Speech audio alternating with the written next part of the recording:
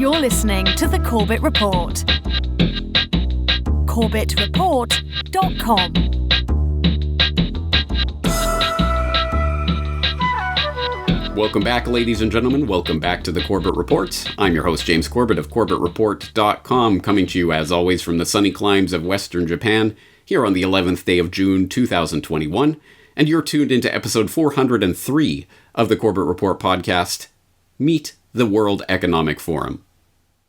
Now, it is a fact so inescapable that I'm sure even the most casual of observers will have noticed it over the past 18 months of this generated crisis, that seemingly every part of this new normal Build Back Better agenda that is playing out right now bears the hallmarks and the fingerprints of the World Economic Forum and its associated cronies.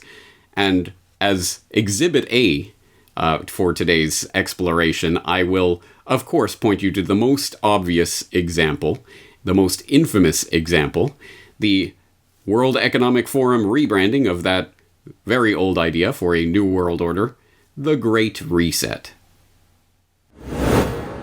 We have a choice to remain passive, which would lead to the amplification of many of the trends we see today: polarization, nationalism, racism, and ultimately increased social unrest and conflicts. But we have another choice. We can build a new social contract, particularly integrating the next generation. We can change our behavior to be in harmony with nature again. And we can make sure that the technologies of the fourth industrial revolution are best utilized to provide us with better lives. In short, we need a great reset. Indeed. Well, you will be familiar with that clip by now, surely. But if you're not, I would suggest you go back and watch or rewatch episode 387 of the Corbett Report podcast, Your Guide to the Great Reset, where I did a fairly extensive overview of an introduction to the Great Reset and the World Economic Forum's role in it. But that, of course, is not the only agenda item that the World Economic Forum is pushing right now. In fact, as Herr Schwab, the executive director of the World Economic Forum / would-be ruler of the interplanetary solar system, would have you understand, this is also part of something called the Fourth Industrial Revolution, which of course is the World Economic Forum's particular branding of that idea that we were going over last week on the podcast, the Great Convergence / transhumanism / the extinction of the human species. The fourth industrial revolution will impact our lives completely. It will not only change how we communicate, how we produce, how we consume. It will change actually us, our own identity. And of course gives life to such policies and developments like smart traffic, smart government, smart cities. What we will see is that everything will be integrated into an ecosystem driven by big data and driven particularly by close cooperation also of governments with business, civil society. And this revolution will come at a breathtaking speed. It will be like a tsunami. And actually, it's not just a digital revolution. It's digital, of course, physical with nanotechnology, but it's also biological.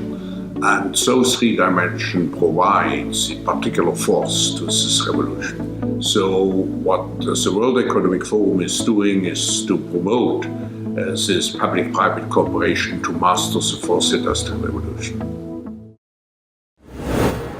And who can forget the "you'll owe nothing and you'll be happy" bit of snappy corporate PR propaganda that backfired and blew up in the World Economic Forum's face, going viral late last year for all the wrong reasons, as people pointed to it as an example of the horrific ways that the World Economic Forum and its cronies were seeking to restructure human society in their image.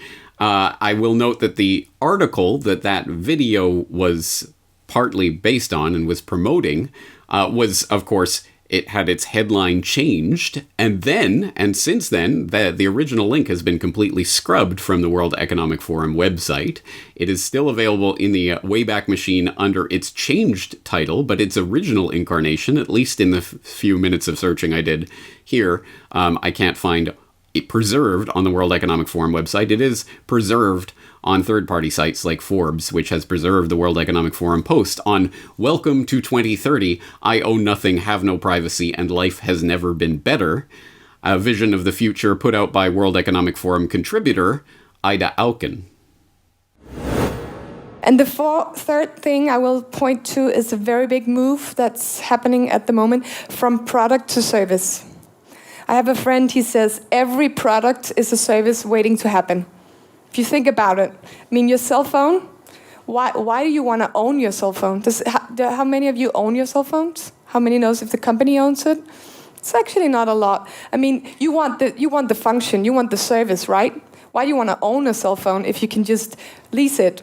And if you lease, why shouldn't you lease your refrigerator or your washing machine or your dishwasher, or why do you want to own it?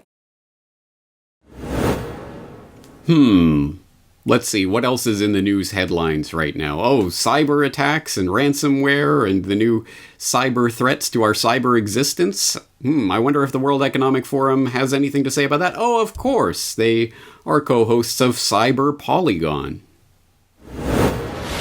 2020 is a year that has really changed the world. It is thanks to technology that we are able to join the Cyber Polygon entirely remotely. This training is another step in creating a trusted digital environment and fostering open dialogue to discuss even the most challenging cybersecurity issues. Nobody can fight these phenomena, which are only going to increase in the next couple of years in this dynamic technological environment. As this world grows in force, and this happens throughout the world, it's just a statement of the obvious. You need to protect people properly.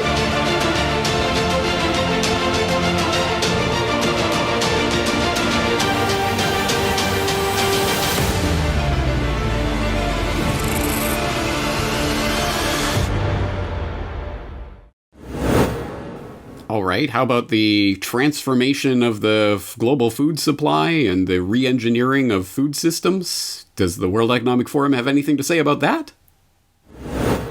Welcome to our panelists and our participants today, and thank you to the World Economic Forum for hosting this second public forum on the innovation lever of change, one of 4 levers of change under the UN Food Systems Summit.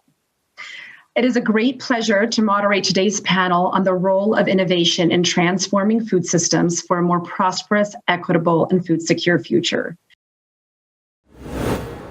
The rewriting of the social contract, which you've never seen, never signed, and doesn't actually exist. How about that?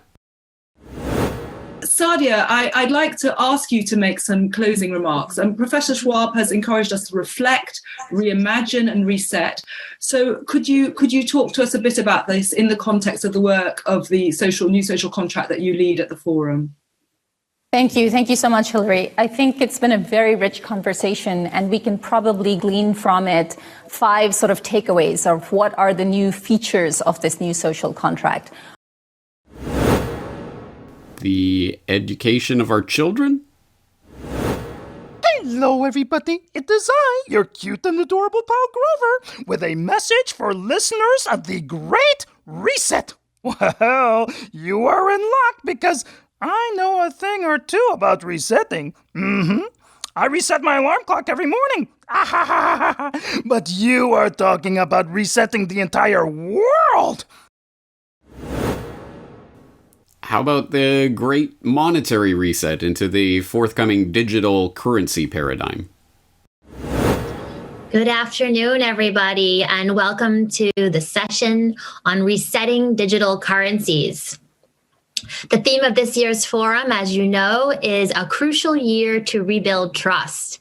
And of course, for those of you working in the digital currency community, it has indeed felt like every year has been a crucial year to build trust. My name is Elizabeth Rossiello, and I am the founder and CEO of AZA. We are the largest non-bank currency broker in Africa, and I was a technology pioneer at the World Economic Forum for the last forum. Okay, I give up. But you get my point. There is nothing of substance that is popping through the news wires right now, which doesn't, in some way, have something to do with some World Economic Forum pushed or spearheaded or organized event or meeting or panel or book or something along those lines. And just as an example of that, it's become something of a sort of perverse game that Brock and I play in the construction of these videos and podcasts. It's the 1 degree of World Economic Forum. The 6 degrees of Kevin Bacon? No, the 1 degree of World Economic Forum, whereby anytime some important news setter comes up and there's some sort of important agenda item being pushed, we just do a quick search on the World Economic Forum website to see, I wonder if this person is associated with the World Economic Forum. For example, I even explicitly mentioned that last week on Your Guide to the Great Convergence, where I talked about Dr. Lena Wen from episode 398 on Science Says, of course. She's got the World Economic Forum page. Or we talked about the director of the Policy Horizons Canada that put out that Exploring Biodigital Convergence paper. Of course, she was the former head of future thinking for the World Economic Forum. And in fact, in the creation of that episode, when I recorded it, I did note Susan Hockfield, the former president of MIT, who wrote the book about the age of living machines, which I talked about there, and which I have read now, and is not probably worth dissecting for its propagandistic value, but sort of says exactly what you'd expect it to say from the position you'd expect her to be writing it. But I did note in that podcast, again, she has another globalist bingo card, not just the former president of MIT, but the number of major corporations and foundations and other things she's been the head of. When I recorded that, I made that remark, but then Brock got back to me. Did you check her out on the World Economic Forum? Because lo and behold, she's there. So we did put that on screen. I didn't mention it when I was recording that podcast because it's just a joke at this point. Literally, almost anyone you can think of, there they are at the World Economic Forum. So it is increasingly obvious that every part of this agenda, the World Economic Forum, has its fingers in those various pies. And the question is, why? And how and who? What is this organization? Where did it come from? How did it start? Well, how is it funded? What is its agenda? These are valuable questions which explicitly will not be answered if you turn to the glossy PR propaganda puff pieces of the World Economic Forum to tell you what is the World Economic Forum. We recognize that the world is changing at an incredible pace. What the World Economic Forum does is bring together leaders from all different backgrounds, from all different walks of life. And that provides a unique space for new ideas and new solutions to flourish. Is really a very unique place. It's a place where industry comes together to work with government, to work with NGOs, academics, to truly make a difference in the world. Leaders come together because of their own personal commitment to one another to see follow-up to the discussions that they had at our meetings. I'm generally really skeptical about panels and debates and presentations and whatnot, but I've actually been shocked to discover in the last year that it makes a huge difference. The present challenges in a complex, interconnected, fast-moving world cannot be met by one stakeholder group alone. It needs collaborative efforts. Magic moments happen all the time at the World Economic Forum, where the right kind of constituent unexpectedly will come together with somebody else who's looking for exactly that expertise. Not only do the multi-stakeholder groups that we bring together talk, they also make changes. A lot of the answers reside with practitioners, civil society voices, social entrepreneurs, young people, and others who are on the ground working with these populations at the front lines and finding solutions. It challenges all your assumptions about your existing worldview, regardless of which part of the world you're from and how much experience you have. Nowhere in the world is there another forum which brings together governments, NGOs, corporate leaders, activists, artists, musicians, to all come together and talk about the biggest issues facing the world.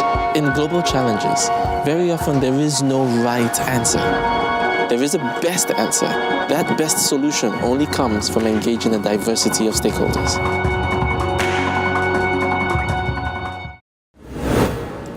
Yes, the slickly produced PR puff pieces only go so far to actually telling us the story of the World Economic Forum, but never fret, if that's your thing, you can get plenty more of that straight from the horse's mouth, in this case, the World Economic Forum website at weforum.org, where you can learn all sorts of information about the organization, where it came from, and what its officially on-the-record stated mission is. For example, on their Our Mission page on the WE Forum website, it says that the World Economic Forum is the international organization for public-private cooperation, except no substitutes, I suppose. And from there, you can read such things as the latest ?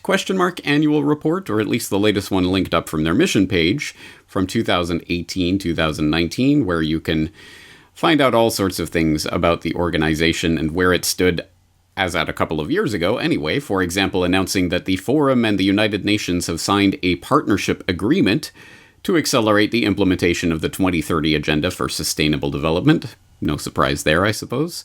And second, working with the G20, the World Economic Forum will lead a new effort to establish universal norms and guidelines for the implementation of smart city technology under something called the Global Smart Cities Alliance. Yes. Again, probably no surprise, but good to know, and certainly the clues like that, little cookie crumbs in here, give you more ideas of where to go to find out more about the forum, its associated institutions, and its agenda.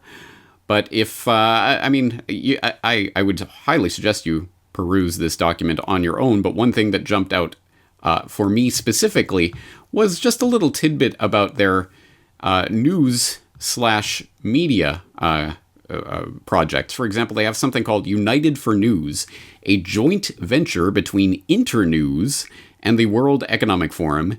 United for News, UFN, is a multi-stakeholder coalition of industry, media, and civil society with a shared mission of supporting and sustaining reputable media in the digital age. Reputable media in the digital age. I wonder who that includes. Oh, well, of course, their members include Edelman, Group M, AppNexus, World Association of Newspapers and News Publishers, the BBC's 50/50 Project, Sembra Media, Newsgain, and Open Society Foundation, so no surprise there. But of course, the World Economic Forum has its fingers in a lot of pies, including the news industry.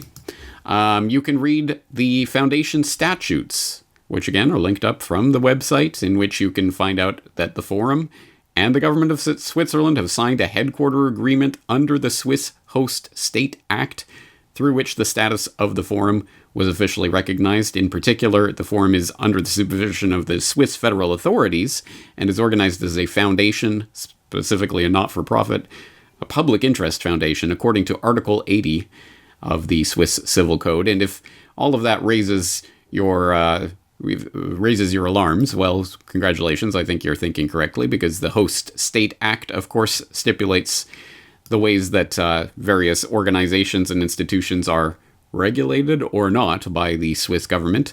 The Host State Act and the ordinances on its application enable the Federal Council to pursue a host state policy that is more transparent, predictable, and attuned to Switzerland's interests.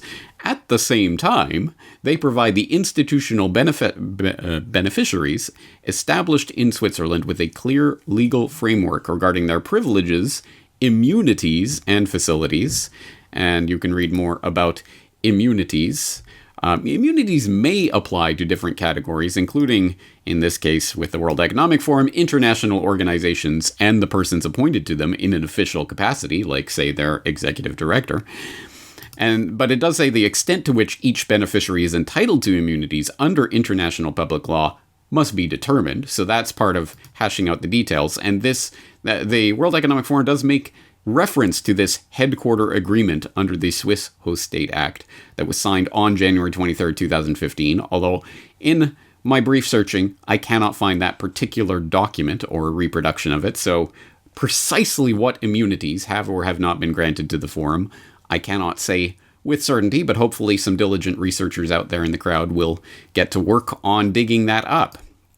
While they're at it, they might want to take a look at the regulations of the World Economic Forum, published as part of their statutes, as determined by the Swiss civil law. They have to put this into writing, basically talking about their board and how it's formed and its governance policies, etc.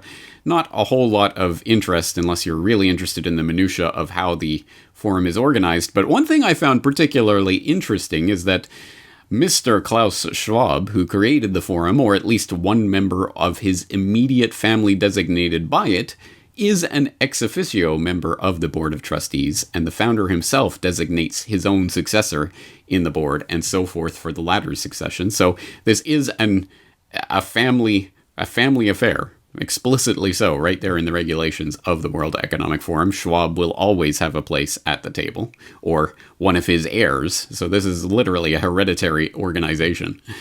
Interesting. You can go on and read about the leadership and governance of the World Economic Forum, talking about, of course, Klaus Schwab, the founder and executive chairman, but also the globalist jet-set gopher who's who that is the board of the World Economic Forum, including a lot of names that I'm sure you will be familiar with in some context, like Mark Carney and Chrystia Freeland, Kristalina Georgieva, Christine Lagarde, of course, people like Al Gore, and many others that, again, should be familiar, including Yo-Yo Ma?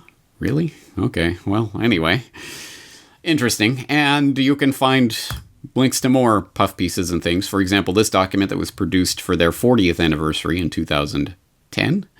I guess that's their 40th year, or heading into their 40th year. A partner in shaping history, the first 40 years, which contains quite a lot of nuggets. There's almost 300 pages of information in here, and a lot for researchers to dig up. But after encountering the smiling, friendly, always inviting face of the grandfatherly figure, Klaus Schwab, oh, isn't he just such a nice, welcoming man? You can read more about the forum and its founding. The World Economic Forum Annual Meeting 2010 marks the 40th year of the organization, which was founded in 1971 as the European Management Forum. In January that year, the first European Management Symposium was held in Davos, Switzerland. In 1987, the European Management Forum was renamed the World Economic Forum, and the European Management Symposium became the annual meeting, reflecting the expansion of the forum's scope and focus. And it goes on to give more details about the organization and its founding, talking about its inaugural meeting in 1971. It says, again, that it was held in Davos from January 24th to 7th of February and intended to allow top managers of corporations to interact with all their stakeholders. It was also conceived as an opportunity for senior European managers to learn about the latest management techniques and concepts from the most engaging thought leaders in business, including prominent professors from the top U.S. business schools. And it points out that the resort of Davos, a picturesque town nestled along a valley surrounded by peaks, was the setting of Thomas Mann's The Magic Mountain. It was and remains a place of seclusion, contemplation, recreation, and relaxation, the crisp, clean mountain air vital to restoring health and clear thinking. And in 1971, it had recently opened a Congress Center. Davos had all the elements for hosting a productive working retreat for top CEOs. There is no reason at all why these conferences should not be held in places like Davos, the Financial Times commented at the time. Precisely because Davos is a holiday center where people expect to relax, the businessmen attending the Davos conference have shed their business suits, have put on their sports coats, and are meeting in a highly informal atmosphere. Oh, good for them. And it goes on to note some of the interesting characteristics of the forum. For example, the first Davos meeting set a precedent that the forum has maintained ever since: the use of the latest information and communications technology. Borrowing from the U.S. Space Agency's mission control operations, Schwab had a closed-circuit television system set up to cover sessions and facilitate interaction among participants. The forum also created a database of information on the program and on participants to organize working groups and panels. Computer-generated models were employed to to analyze the implications of strategies under consideration and predict the impact that any specific allocation of resources would have on their business and the environment. Monitors displayed the manager's decisions, while color slides illustrating the consequences of these choices were projected on large screens. Ooh, futuristic. Anyway, I would suggest going through this document. I haven't gone through it with fine-tooth comb, so I'm sure there's lots of nuggets in here, but you get some interesting pictures and some idea, basically year by year, the various conferences that were held and what took place in them. Some interesting tidbits in here, although one that especially caught my eye given my work on China and the New World Order was their 1979 opening the door to China, talking about how this year marked the first time that a delegation from the People's Republic of China participated in the Davos Symposium. In the fall of 1978, Schwab followed with great interest the emergence of Deng Xiaoping as China's paramount leader and the evolution of his open door policy. Deng had initiated a domestic program known as the Four Modernizations to reform Chinese industry, agricultural, national defense, and science and technology. He was gradually moving China to let go of many orthodox communist doctrines and implement a pragmatic socialist market system with Chinese characteristics. Part of that opening the door, the capitalist rotors, etc., which, as I have documented in my work before, was a key part of that transformation of China and the setting up of the infrastructure for it to become the great dragon of the 21st century and being put in that position for new Cold War 2.0, etc. So, again, a lot of interesting little tidbits in here and some things to pick out. But if all of this kind of puff piece PR production is not enough for you, don't worry. There's still plenty more that you can go through, including, of course, more puff piece PR propaganda videos, etc., that you can glean from the World Economic Forum official website. And then you can start going through all the annual meetings and the various reports they produce and associated blogs and all sorts of things. There is no dearth of information that you can get about this organization and its agenda. Long story short, I would say this is about exactly what they say, that public-private partnership that they are trying to spearhead and be the nexus of. They want to be the linchpin in this new system of stakeholder capitalism, which brings you the best of both worlds of the private capital and the public governments working together. I think there's a name for that type of economic system. I wonder if I can remember what that name is. Anyway, of course, precisely, the World Economic Forum has always sought to be and is increasingly becoming that organization that situates itself at the nexus of the public-private cooperation, which will be governed by the ESGs and the other sorts of frameworks that the World Economic Forum is spearheading, by which they are going to tell the world, essentially, exactly what they can or cannot, should or should not be doing in their individual business efforts to be a part of this stakeholder capitalism, because you don't own what you own. No, the society at large owns it, and we all have to listen to society's interests in these things, but you can't talk to society, so you might as well talk to the World Economic Forum, who will tell you what society thinks. I think that is the synopsis of what the World Economic Forum is and what it's aiming at. But in order to get more details on this, I think we should start at the start and find out more about Klaus Schwab, who is this international man of mystery who appears in his galactic garb from time to time to make his pronouncements from his Bond villain-esque perch there, telling us about the need for a great reset and all of this. Who is this man? Where did he appear from? Why does he have dozens of PhDs? And why is he leading this organization? Well, unsurprisingly, there isn't a lot that you can really dig your teeth into with regards to this. The most thorough exploration of this that I have seen comes from Johnny Vedmore at Unlimited Hangout in his recent-ish article, February of this year, on Schwab family values. If you haven't read it, I do suggest you do so. It contains certainly some interesting information. For example, on the morning of the 11th of September 2001, Klaus Schwab sat having breakfast in the Park East Synagogue in New York City with Rabbi Arthur Schneier, former vice president for the World Jewish Congress and close associate of the Bronfman and Lauder families. And there's a link there that I suggest you read through if you haven't yet done so into the mega group. and the Maxwells and Mossad and the spy story at the heart of the Jeffrey Epstein scandal. Also, again, an interesting post from the Jewish Telegraphic Agency talking about that 2001 meeting between Schwab and Rabbi Arthur Schneier. But together, the two men watched one of the most impactful events of the next 20 years unfold. Almost literally, they were almost literally within actual sight of this, just there in the Upper East Side as things were playing out in the financial district.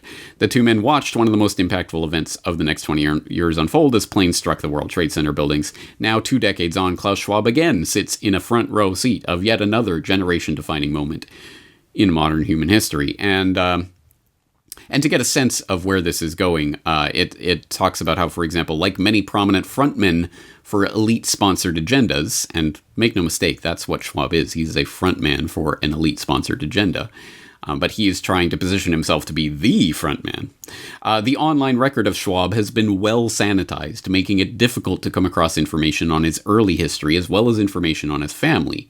Yet, having been born in Ravensburg, Germany in 1938, many have speculated in recent months that Schwab's family may have had some ties to Axis war efforts, ties that, if exposed, could threaten the reputation of the World Economic Forum and bring unwanted scrutiny to its professed missions and motives. And in this Unlimited Hangout investigation, the past that Klaus Schwab has worked to hide is explored in detail, revealing the involvement of the Schwab family not only in the Nazi quest for an atomic bomb, but apartheid South Africa's illegal nuclear program.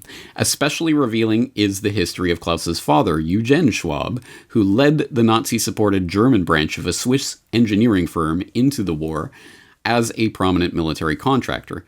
That company, Escher Wyss, I don't know, would use slave labor to produce machinery critical to the Nazi war effort, as well as the Nazis' effort to produce heavy water for its nuclear program. Years later, at the same company, a young Klaus Schwab served on the board of directors when the decision was made to furnish the racist apartheid regime of South Africa with the necessary equipment to further its quest to become a nuclear power. And that's pretty much the synopsis of what this goes into. There's a lot of information here with a lot of deep dives into very specific documents and things. Obviously, a lot of research has gone into this, so I would suggest you read through it.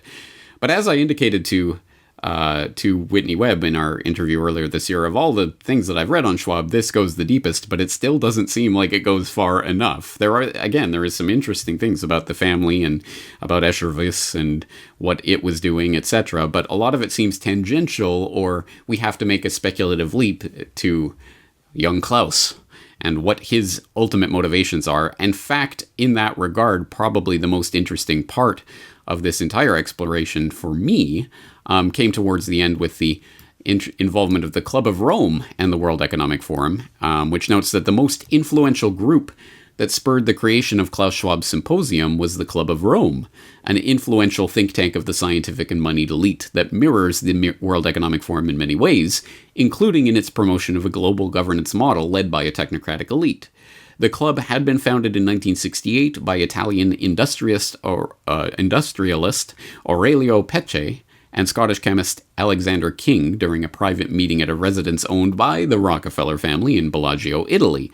Among its first accomplishments was a 1972 book entitled The Limits to Growth that largely focused on global overpopulation, warning that if the world's consumption patterns and population growth continued at the same high rates of the time, the Earth would strike its limits within a century, which is not only debunked nonsense, it is fundamentally wrong. I will, as always, exhort people to read Julian Simon's The Ultimate Resource for the detailed economic refutation of that pseudoscience bunkum produced by the Club of Rome and, unfortunately, heavily promoted in the controlled corporate media. But as it goes on to state here, at the third meeting of the World Economic Forum in 1973, Pecce, again, one of the founders of the Club of Rome, delivered a speech summarizing the book, which the World Economic Forum website remembers as having been the distinguishing event of this historical meeting. Now, I would hope that the Club of Rome and its importance, the limits to growth, its propagandistic importance is by now familiar to all of my listeners and viewers. If not, go back to such reports that I've done in the past as Meet Paul Ehrlich, Pseudoscience Charlatan, where I've definitely talked about the limits to growth and the Club of Rome. But in case you might have missed it, You might recall that when I was on Grand Theft World with Richard Grove earlier this year, late last year, we did talk about the Club of Rome's involvement in that 1973 World Economic Forum meeting. I got one more gem to share with you that I found this week, because I'm reading up on Klaus Schwab. Have you heard of this guy? Well, yeah. Rings a bell. Klaus. Speaking like Klaus now. Okay, so he creates the World Economic Forum in 1971 at Davos. It becomes a thing a couple years later where they start calling it Davos. But I just want to show you this 1973 manifesto that these folks got together. The Davos Manifesto. Now, before I show you that, here's Otto von Habsburg. I don't know who he was in history, and he's with Klaus Schwab. So this is a guy who's related, I guess, to the ruling family of Europe back in the day. He's nothing to see here. Anyway, we're talking about this. Don't get distracted with that. At the third European Management Symposium, the Forum, the World Economic Forum, broadened its European focus under the theme, Shaping Your Future in Europe. This Davos meeting was held under the honorary sponsorship of His Royal Highness Prince Bernhard of the Netherlands. The Commission of the European Communities renewed its patronage. Two developments distinguished this Davos meeting. First, Aurelio Purcell, the Italian industrialist, delivered a speech summarizing The Limits to Growth, a book that had been commissioned by the Club of Rome, a global think tank that he founded and served as its first president. The study caused a sensation after its publication in 1972 for calling into question the sustainability of global economic growth, reiterating some of the same concerns about demographics that the 18th century scholar Thomas Malthus had expressed. The authors examined several scenarios for the global economy and outlined the choices that society had to make to reconcile the economic development and environmental constraints. Sold over 12 million copies. Then they had a code of ethics, and this was called the Davos Manifesto. So this is what they're getting together to do. And the people that bring you the Great Reset today, it's not the first time they all got together and did anything. I just wanted to share, because James, you among a few people on this planet, you might know who Prince Bernhard was and what he had to do, or even Aurelio Purcell, who sounds like a very nice guy. What are people missing in that? What aren't they saying? Well, what sticks out to me is, of course, it always goes back to Malthus with these people. Always goes back to Malthus, who, of course, for people who don't know, has ties to the British East India Company that I'm not going to be able to rattle off the top of my head. He taught at the British East India Company College. Right. And exactly, people know him as a pastor or father or whatever. No, he was a British East India agent, essentially. And they sold opium payroll there, by the way, that addicted people on purpose.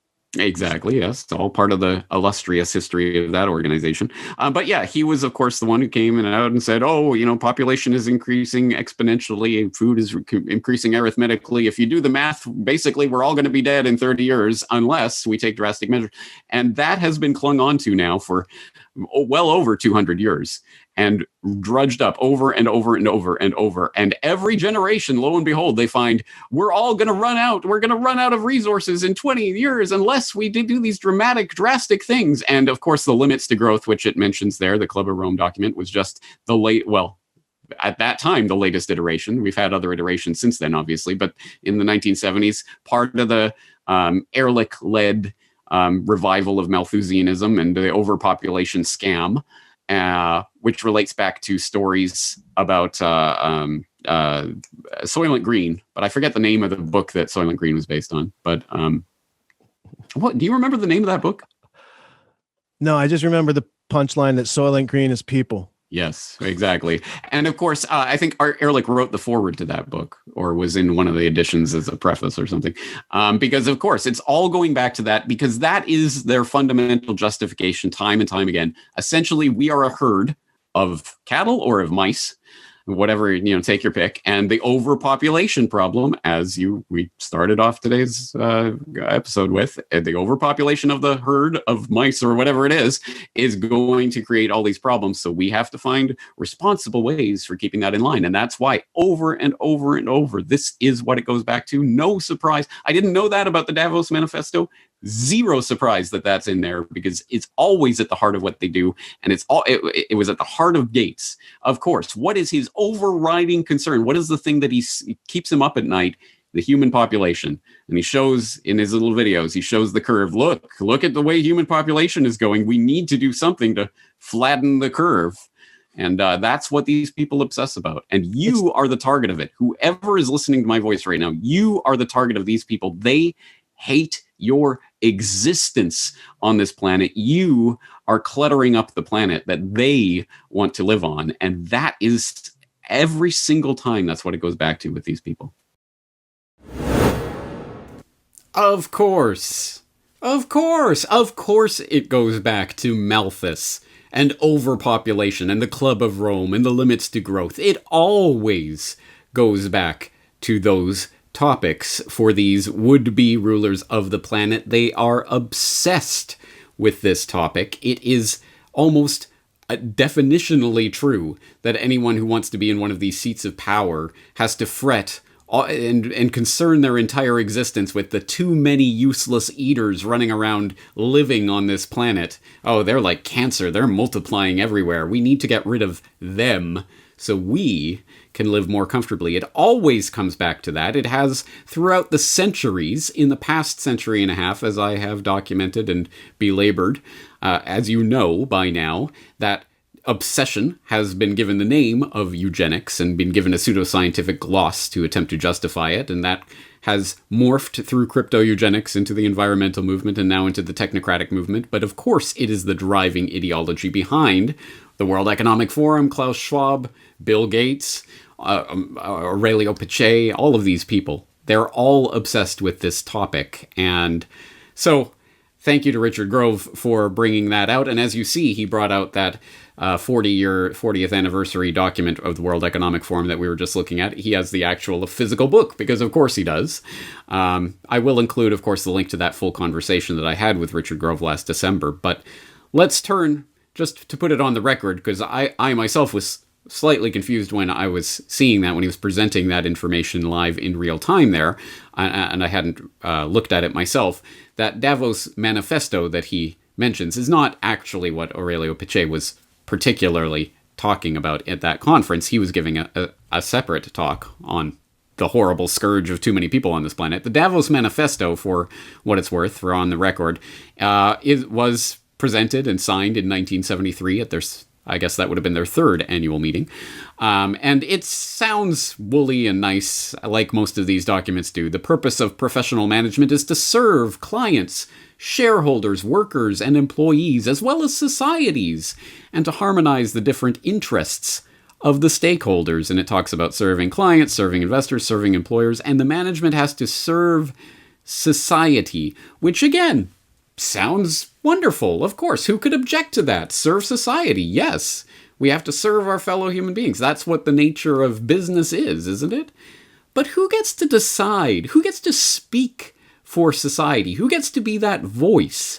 Of course, the World Economic Forum purports to be that organization that can bring all the stakeholders together in this great capitalist enterprise that we're all engaged in, i.e. living, and they're going to bring all the stakeholders together and they're going to sort it out for us. They will come down with the classifications, the rubrics, the guides, the marking procedures by which we can grade this corporation isn't doing enough, this government is falling behind, etc. And they will be the arbiters. That is the ultimate position of control, at least within the management side of Globalist Inc., which is very much an enterprise that is ongoing. And there are, as I've been at pains to point out, it is not a monolithic conspiracy. There are different management teams bidding for control of Globalism Inc., and the World Economic Forum is one of them. And one thing you have to hand it to Klaus Schwab is that he is very good at branding and rebranding and coming up with the catch phrases and terms that seem to position him and the World Economic Forum in the driver's seat of this agenda. So the Fourth Industrial Revolution and the Great Reset, but also Davos Man. Let's not forget, Davos Man is a thing. The type of person, you know, that type of person who goes to the annual Davos meeting, Davos Man, etc. These are terms that one way or another Schwab has managed to embed in the popular consciousness. So it is, that speaks to some marketing savvy. And to refer back to again, what we were just looking at in the Johnny Vedmore article about the Schwab family values, again, it should be no surprise that he's obsessed with eugenics, essentially, population control, because, again, if you read that article, you can see the roots of all of those intersection of various, for example, Nazi eugenical sterilization policies in Ravensburg and the history of Escher Weiss and all of that. It all comes together. Of course, it makes sense that Schwab, too, would be dedicated to essentially eliminating us useless eaters, one way or another, or at least controlling us so that we can't breed willy-nilly. But there are other rabbit holes. There are no end to the rabbit holes you can fall down trying to piece together the mysterious Schwab family, including, here's one that I will offer to you, and perhaps a bit of incentive for researchers out there to start digging if you want. You can find in any number of World Economic Forum publications, or even in the New York Times, a look at Davos through the years, that this is Hilde Stoll, who became, of course, Hilde Schwab when she married Klaus Schwab in right after she was billed as a collaborator in the first European Management Symposium, the first Davos meeting held in 1971, and they married shortly afterward. So this is Klaus Schwab marrying Hilde Stoll, who became Hilde Schwab. Now, here's where things get a little bit conjectural, at least as far as I can see. You can go and find this interesting statement archived from a 2010 Fortune magazine article in which apparently Klaus Schwab is quoted as saying, "In order to fund Davos in 1970, I took a 50,000 Swiss franc loan from a German industrialist. The condition was either to pay him back or join his company, so I was nervous. But don't worry, it was a success, so I managed to pay back the loan." At least that's the story that he tells. Well, what? Some German industrialists swooping in to fund the first Davos? Well, that seems significant, doesn't it? Who could that be? Well, you could turn to a publication like Bloomberg, which just last year, reporting on the annual Davos Symposium, green is the word, Davos Diary, they just happened to note in passing that there is, other than Klaus and his wife Hilda, there's at least one person who was present at the inception, i.e. the first symposium back in 1971, and scheduled to attend again this year. That's Wilfried Stoll of Germany's Festo Holding GmbH. Wilfried Stoll? Wait, isn't that Hilde Stoll?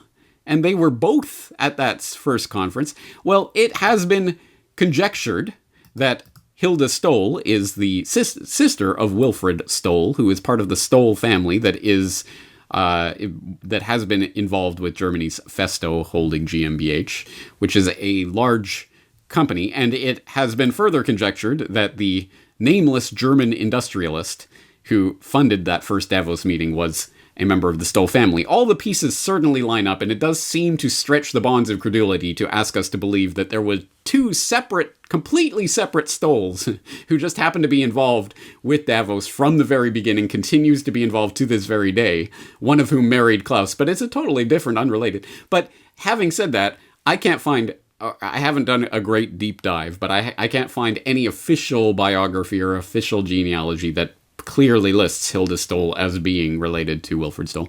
If there are researchers out there that want to tackle that, please do. Report back to headquarters. We're all interested to hear. But I think that gives you a sense of the types of rabbit holes that one can stumble down here. And particularly important because when you look up Festo Holding, what do?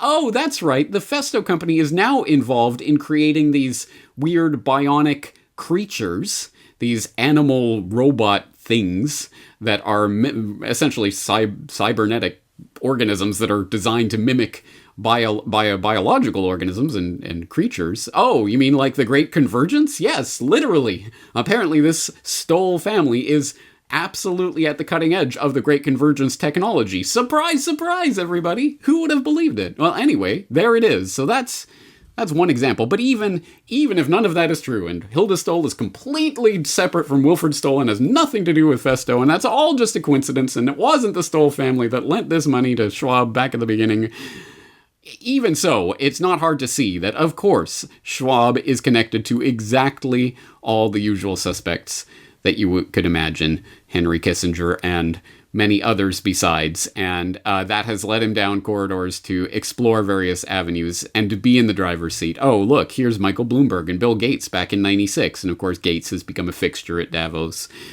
etc. Oh, look, Bono sitting next to Tony Blair. Yay, let's let them save the world for us, shall we? And it goes on. Oh, look, they're having a meditation session here on mindfulness back in 2015. Oh, they just love people and love the earth and just want everyone to be calm and relaxed while they take over the world with their great convergence robot armies. Anyway, this is the type of rabbit hole that one stumbles down very quickly because World Economic Forum again and again and again and again keeps coming up in various avenues of research. So the question then really is what to do with this information. Because again, this is 2021. It's not time to just marvel at the beast system that's being constructed, but what do we do about this? What can be done with this information? So there's a couple of things that I want to note. First and foremost, I want to note that Klaus Schwab does not run the world. I am not in any way trying to put him up on a pedestal, say that he is powerful or we should all be scared of Klaus Schwab or anything of that sort. I don't want to make him into anything more than he is, which is a sad, pathetic old man who is attempting to steer the world towards his vision of the Great Convergence with brain chips implanted in our heads and all the other craziness that he himself promotes. That isn't me. He himself is talking about this stuff. So he is a sad, warped, pathetic old man who presumably is not long for this world. Unfortunately, his vision probably will be. And of course, the Schwab family is, as we have just seen, constitutionally guaranteed, enshrined a place in the Board of Trustees to steward over the World Economic Forum for the conceivable future. But yes, first of all, let's not put them on a pedestal, but let's be aware that clearly, as I've said many times now, the World Economic Forum is rebranding the old New World Order into the Great Reset. It's the same thing that we've been seeing for a very long time, just with a different gloss and different packaging. That isn't to downplay the importance of that. Bidding to be the management team for Globalist Inc. is an important thing in the gopher structure, the middleman structure of this power grid, and it is important who they place in that position and who gets to dictate what companies thrive, what governments are given a passing grade, etc. Oh, the World Economic Forum will come along with their ESG, environment, social, and governance responsibilities for corporations, and they'll come up with the guide by which we grade who will essentially be allowed to operate internationally and not in this globalist structure, etc., etc. There's a lot to be said for that. So let's be aware of the power of this. But as I say, now that we know that, let's look at how we can use this information constructively, at least to further our own research, to better understand this agenda so we can better combat it. And I would like to suggest that game that Brock West and I have started playing of 1 degree of World Economic Forum maybe isn't just a game. Maybe there is something useful that we who are interested in researching and better understanding this agenda can actually use by playing that game. Case in point, I have had a few seemingly separate anyway, individuals from Canada, my home and native land, email me this past week to point out Mark Carney, who apparently is in the Canadian news now, for example, National Post, Peter Foster, Mark Carney, man of destiny, arises to revolutionize society. It won't be pleasant. What Carney ultimately wants is a technocratic dictatorship justified by climate alarmism. So this gives you the sense that, yes, Mark Carney is at least in the air, in the political air in Ottawa these days, floating around there, as the prodigal son of Canada, who, as I'm sure Canadians in the crowd will know anyway, left his position as Governor of Bank of Canada to become the Governor of the Bank of England? What? That's quite the leap, and not one that I can think off the top of my head anyone else ever having made before. And then stewarding the Bank of England for the past decade plus, and then leaving that post to become the UN Special Envoy on Climate Action. And, oh yeah, by the way, he's also, of course, he's advising Prime Minister Trudeau on how to steward the Canadian government through the new Great Economic Reset. We're also following a developing story out of Ottawa. Prime Minister Justin Trudeau tapping former Bank of Canada Governor Mark Carney to help craft a plan for Canada's economic recovery. That's all according to BNN Bloomberg. Let's take you to Ottawa, where Michel Boyer's been digging into the story for us. He joins us now. All right, Michel, tell us a little bit more about what Mark Carney's role might be. Well, this is a very informal role, Jennifer. Good afternoon. I could tell you that Mark Carney, boy, he has a long list of credentials. Of course, Canada's former, the former Bank of Canada governor, the former governor of the Bank of the UK.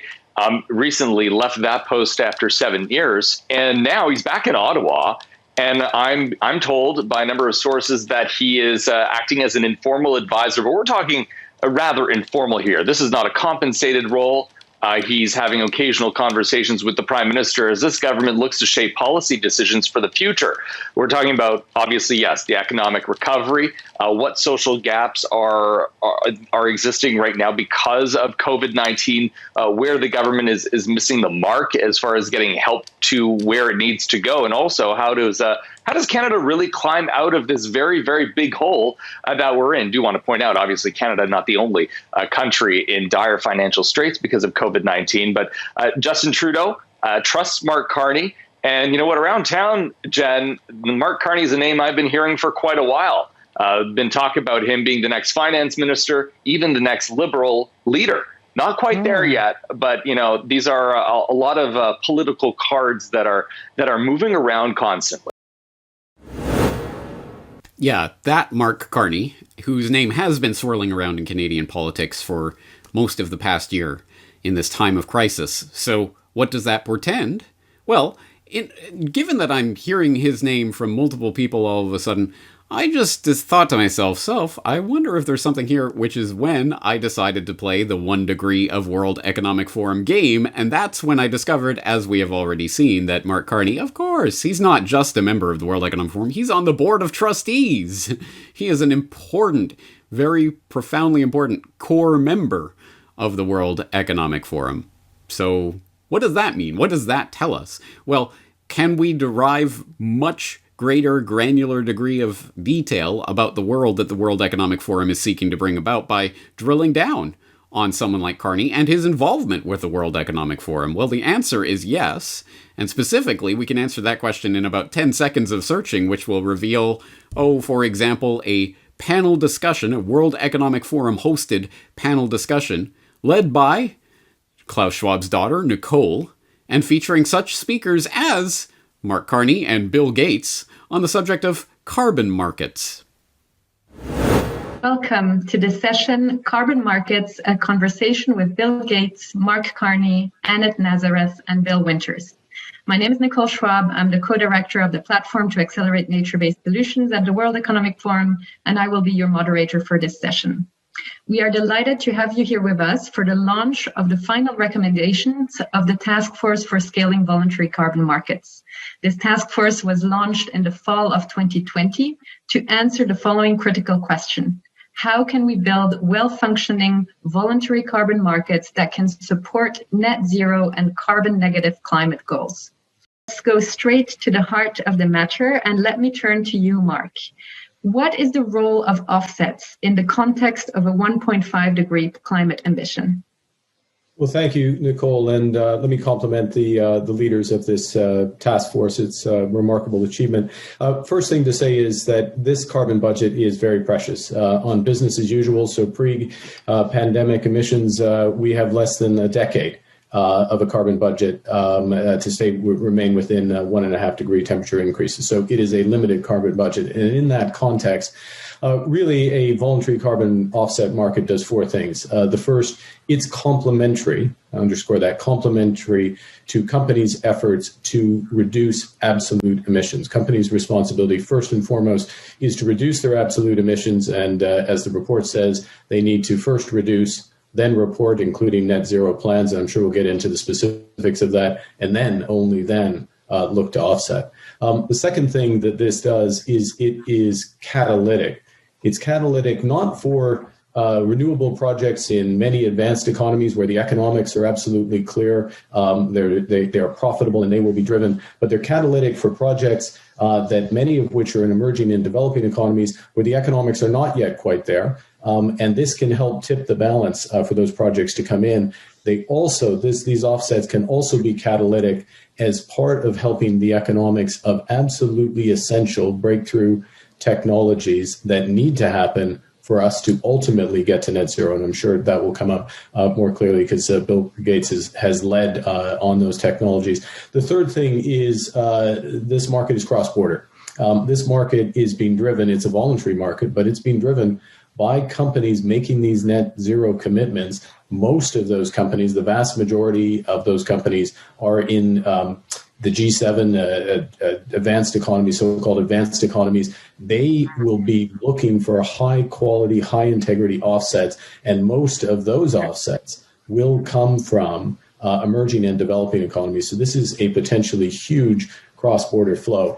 And then the last thing, and I'll hand back to you, Nicole, is that this market has the potential, properly structured, to have enormous co-benefits. Co-benefits for biodiversity, co-benefits for other SDGs, although rooted in a high integrity, highly credible, open, transparent carbon offset market.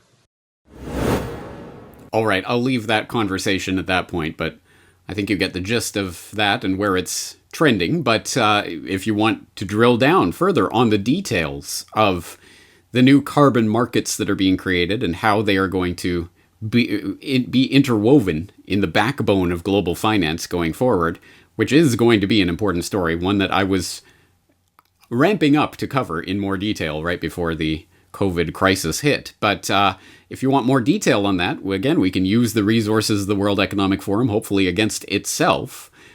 You might recall that in your guide to the Great Reset, I was pointing out about these transformation maps, not just the COVID-19 transformation map, but the other transformation maps available at the World Economic Forum website that were being passed around last year as, look at this, they've built this entire chart of thousands of articles in just a few weeks. Clearly, this is all planned. And I pointed out at the time, no, this is part of their transformation maps that have been around and announced and openly available to the public since 2017. And they just created the category for COVID-19 and started cataloging their partner journalism there.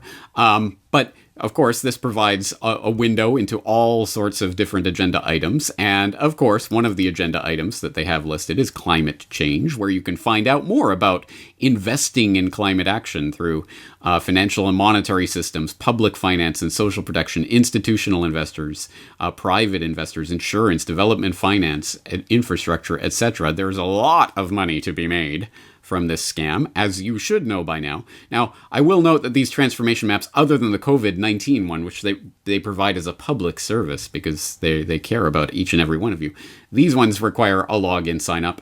I'm personally not going to register to log into the COVID World Headquarters, the World Economic Forum website. So if you do, I suggest VPNs and whatever other precautions you take, and on some sort of burner device. Don't give them your data, please. But if you do, you can make use of this to better understand what they are trying to sell to the management class of Globalism Inc. Not, again, these aren't the leaders of the world, but they're the people who are in the key gopher management positions, middleman management positions. But for more on the topic, and now for the $100 trillion bankster climate swindle and the second most important bank you've never heard of are two places you could start in the Corbett Report archives for more information on that. But as I say, there's a lot to be gleaned from the World Economic Forum's own propaganda and public panels, etc. This is as I've talked about before, the higher order propaganda, not aimed at the gutter swill bottom of the pyramid people, the riffraff. That's Fox News, MSNBC, that's CNN, whatever. That people can get that kind of bottom tier propaganda. The management class gets the propaganda like foreign affairs and World Economic Forum panel discussions and things like this. This is the agenda, guys. This is what you have to do to make it somewhere in this world of being a middle class technocratic manager. Middle class in the global power structure, that is. So that is one way that we can make use of this information in a productive research sense to better understand the agenda in order to better combat it. There are other things that we can do productively with the information and resources at the World Economic Forum website. For example, we could turn to their Our Partners page to see the types of companies that the World Economic Forum partners with. And I don't know. Let's do a test. What's in the news lately? JBS, right? Oh, JBS. Oh, right. They're the cyber attack. We just got hacked, and now it's going to cause food supply disruptions, exactly in line with the World Economic Forum co-hosted Cyber Polygon 2021 event that's going to simulate cyber attacks disrupting corporate supply chains. Wow, what a weird coincidence. And while we're here, JBS, and how about, I don't know, Johnson & Johnson. They're in the news for certain pharmaceutical products. Actually, while we're at it, what other pharmaceutical companies are in the news these days? How about Pfizer? Yep, there they are. Okay. How about AstraZeneca? They're also in the news for their injection products. Let me see. AstraZeneca. There you go. Hey, this is kind of a who's who of the global corporatocracy, isn't it? So what can we do with a list like this? Well, one, of course, is to research and better understand some of these partners. Again, just knowing things about, like, for example, JBS, and that they are connected into this agenda. Isn't that interesting? But perhaps more productively and constructively, remember we were talking just a couple of weeks ago about boycotts and boycotts. Well, here's a good place to start. If you are constructing your own boycott list, this might be a good place to start. These are companies you definitely do not want to support with your business to the extent that it's possible. Not everyone is, say, personally helping to support a JP Morgan Chase, etc. But at any rate, if you know of these connections and you have the ability to boycott these types of corporations, that's something. This is a good warning sign. Hey, these guys are World Economic Forum cronies. We don't want anything to do with them. So that's another way of using this information. And there are other suggestions. For example, I have had some correspondence with someone who, I'm not sure if recently, or at any rate, he is actually a member of the World Economic Forum and has signed up specifically so that he can help participate in their surveys and influence them towards the good side, as it were. As you can imagine, I am somewhat skeptical that is something useful. But, I mean, if you are inclined to take such steps, then it might at least help you to have the inside track on the propaganda before it filters out to the general public. So you might have an inside track on that, and who knows, maybe you can reform the system from within. I'm not holding my breath on that one, but that's another example of things that people are doing, and far be it from me to tell people what to do or what not to do. Everyone's going to confront this agenda in their own way. At the very least, I think it does behoove us to know the World Economic Forum, what it is, how it's been structured, how it functions, and perhaps most importantly, what it is aiming at, so that we can better derail that agenda. And as I say, I do not want to build the World Economic Forum up into this arch nemesis. These are the controllers of the world. Of course not. They would like to think so in their own head. Specifically, Klaus Schwab, I'm sure, likes to think of himself in that role, but he is not.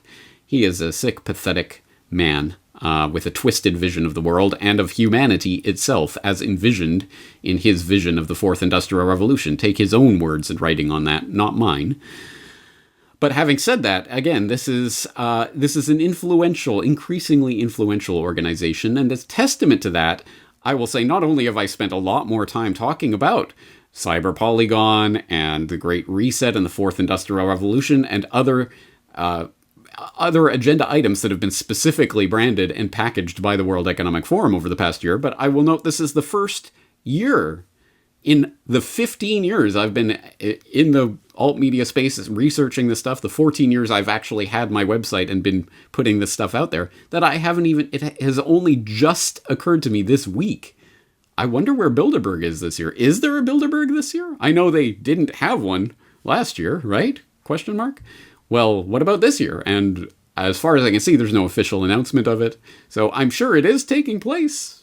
If it is taking place, it would be round about now. Where? Who's on the agenda what's on the agenda this year? Who's invited? No one's even talking about that anymore. Has the Bilderberg been eclipsed in the power pyramid?